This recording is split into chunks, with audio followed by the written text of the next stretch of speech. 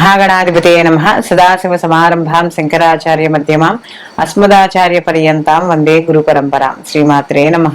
ప్రేక్షకులందరికీ స్వాగతం. కుజగ్రహ మార్పు. ఈ కుజగ్రహ మార్పు అనేది మనకి ప్రతి 45 రోజులకి ఇంచుమించు ఒకసారి మనకి జరుగుతూనే ఉంటుంది.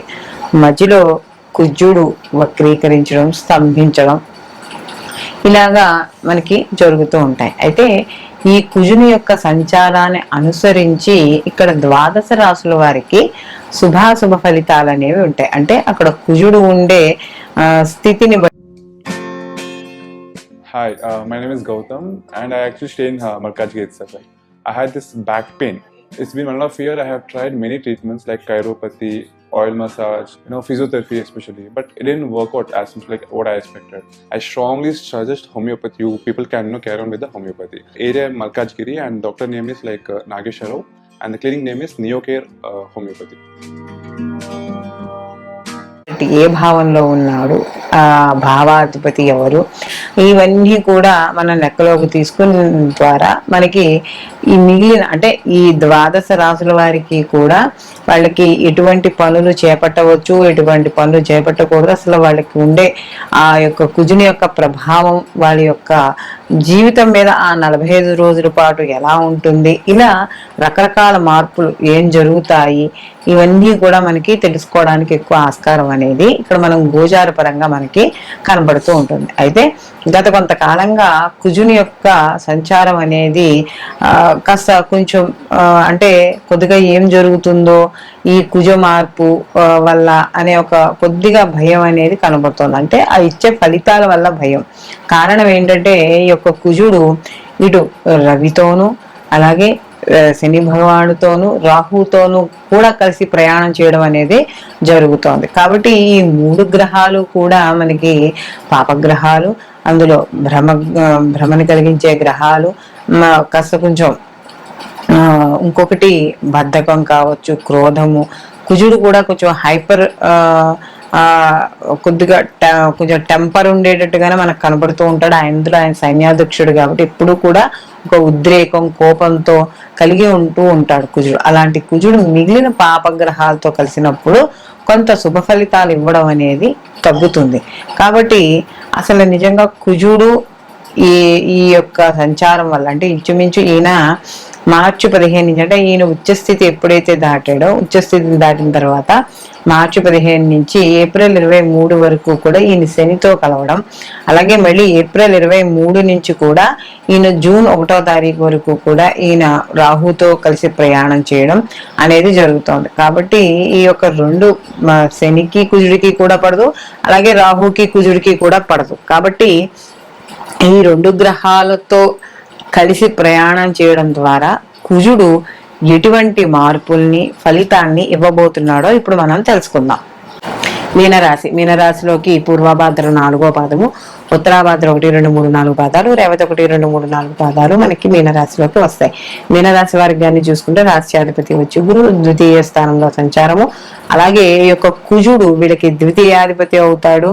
అలాగే వీళ్ళకి ముఖ్యంగా చూసుకున్నప్పుడు ఈ ద్వితీయాధిపతి అయిన ఈ యొక్క ఏదైతే కుజుడు ఉన్నాడో వీళ్ళకి ఈ కుజుడు నవమాధిపతి కూడా అయ్యాడు. కాబట్టి అలాంటి కుజుడు వీళ్ళకి వ్యయ స్థానంలో ఉండడం వల్ల కాస్త ఖర్చులు అధికంగా ఉండడం, అలాగే వీళ్ళకి అంటే ముఖ్యంగా మార్చి 15 నుంచి ఏప్రిల్ 23 వరకు కూడా వ్యయ స్థానంలో ఉండడం వల్ల దూర ప్రయాణాలు అలసటులు లేదా ప్రయాణాల్లో అడ్డంకులు, ఇబ్బందులు ఏర్పడము, స్థానచలనము, అలాగే మనకి ఇక్కడ నిద్ర సరిగ్గా లేకపోవడం, ఇన్వెస్ట్మెంట్లు చేసే చోట ఆ ఇన్వెస్ట్మెంట్లు ఏవైతే పెడుతున్నామో ఆ ఇన్వెస్ట్మెంట్లో అంత పెద్ద లాభాలు లేకపోవడము, ఇలాంటివన్నీ కూడా ఏర్పడే అవకాశం అనేది కనబడుతోంది. అయితే ఇక్కడ వీళ్ళకి ఈ యొక్క మీనరాశి వాళ్ళకి కానీ చూసుకున్నప్పుడు మొదట వీళ్ళకి వ్యయ స్థానంలో ఉన్నాడు. ఎప్పుడైతే వ్యయ స్థానంలో ఏప్రిల్ 23 వరకు ఉంటాడో కాస్త ఈ సమయంలో శారీరకపరమైన అనారోగ్య సమస్యలు ఉంటే వెంటనే వైద్యుడిని సంప్రదించడం అనేది ఉత్తమం. అలాగే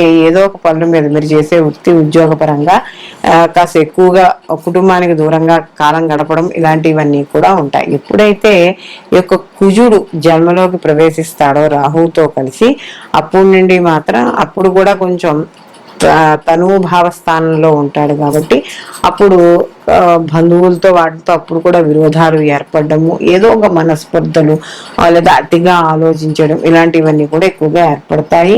ముఖ్యంగా ఎవరైతే ఈ రాశిలో ఉన్నారో వాళ్ళకి ప్రతి వాళ్ళతో అంటే కుటుంబ సభ్యులతో కావచ్చు, బంధువులతో కావచ్చు విరోధాలు ఏర్పడే అవకాశం అనేది కనబడుతుంది. ప్రతిదాన్ని కూడా నమ్మిన తర్వాత నిజం తెలుసుకుని బాధపడము ఇలాంటివన్నీ కూడా ఈ మీన రాశి వాళ్ళకి ఈ మాసంలో కనబడుతున్నాయి. అయితే ఇక్కడ ముఖ్యంగా చూసుకున్నప్పుడు ఈ యొక్క రాహు అలాగే కుజుడు యొక్క ఏవైతే ఈ కాంబినేషన్ ఉందో అవి తప్పనిసరిగా విద్యుత్ సంబంధమైన పనులు ఏమైనా చేస్తున్నప్పుడు జాగ్రత్తగా ఉండాలి. కాస్త సర్జరీలు ఇలాంటివి ఏవైనా ఉంటే వాటి చేసుకునే విషయంలో కాస్త జాగ్రత్తలు తీసుకుని సాధ్యమైనంత వరకు మీకు కాస్త బాగున్న చోట అంటే చేసే వైద్యం బాగున్న చోట చేయించుకోవడం ద్వారా కొంత ప్రతికూల ఫలితాలు తగ్గడం అనేది జరుగుతుంది. అలాగే దీనితో పాటుగా కాస్త నిప్పు ఇలాంటి వంట చేసేటప్పుడు గ్యాసు ఇలాంటి వాటి చోటు కూడా కాస్త జాగ్రత్త వహించుకుంటూ ఉండడం అనేది మంచిది. అలాగే ఈ యొక్క రాశి వాళ్ళకి కానీ ఈ యొక్క మీనరాశి వాళ్ళకి కూడా ఈ ఏనాడు శని యొక్క ప్రభావం అనేది కనబడుతోంది. వీళ్ళు కూడా వ్యయ స్థానంలో ఉన్నారు కాబట్టి ఖర్చుల్ని కాస్త నియంత్రించుకుంటూ ఉండడం ద్వారా కొంత అనుకూలమైన ఫలితాలు పొందడం అనేది ఇక్కడ కనబడుతోంది. అలాగే ఈ యొక్క ఎప్పుడైతే ఈ కుజుడు రాహుతో కలిసి ఉంటాడో ఇక్కడ కూడా మే 2వ తారీఖు వరకు కూడా అప్పటి వరకు కూడా వీళ్ళు ఎదర వాళ్ళతో మాట్లాడేటప్పుడు కాస్త జాగ్రత్తగా మాట్లాడుతూ ఉండడం, పెద్దలతో వ్యవహారపరంగా గడుపుకోవడం, విద్యార్థులకి సామాన్యంగా ఉండడం అనేది జరుగుతుంది. మొత్తం మీద ఈ యొక్క రాశి వారికి కానీ చూసుకుంటే ఈ యొక్క మీనరాశి వారికి ఈ యొక్క కుజుడు మరియు రాహు, కుజుడు యొక్క శని యొక్క కలయిక కాంబినేషన్ ఏదైతే ఉందో అది ఎక్కువగా వ్యతిరేక ఫలితాలను ఇవ్వడం అనేది జరుగుతుంది. కాబట్టి వీళ్ళు ప్రతిరోజు కూడా సుబ్రహ్మణ్య ఆరాధన చేసుకుంటూ ఉండడం, సుబ్రహ్మణ్య కరావలంబ స్తోత్రం చదువుకోవడం, మంగళవారాల నియమాలు పాటించడం ద్వారా కొంత వ్యతిరేక ఫలితాలు తగ్గడం అనేది జరుగుతుంది. మనం ఏ రాశికి ఆ రాశికి సంబంధించి ఈ కుజుడు యొక్క ప్రభావం వల్ల అంటే మిగిలిన పాపగ్రహాలతో కలవడం వల్ల ఇటువంటి ఫలితాలు వస్తున్నాయి అని చెప్పుకున్నాం. అయితే ఇక్కడ ఈ కుజుడు కూడా ఈ యొక్క జన్మ జాతకంలో కూడా అంటే వ్యక్తిగత జాతకంలో కూడా ఇదే గ్రహాలతో కలిసి ఉంటే కొంచెం ప్రభావం అనేది ఎక్కువగా ఉంటుంది.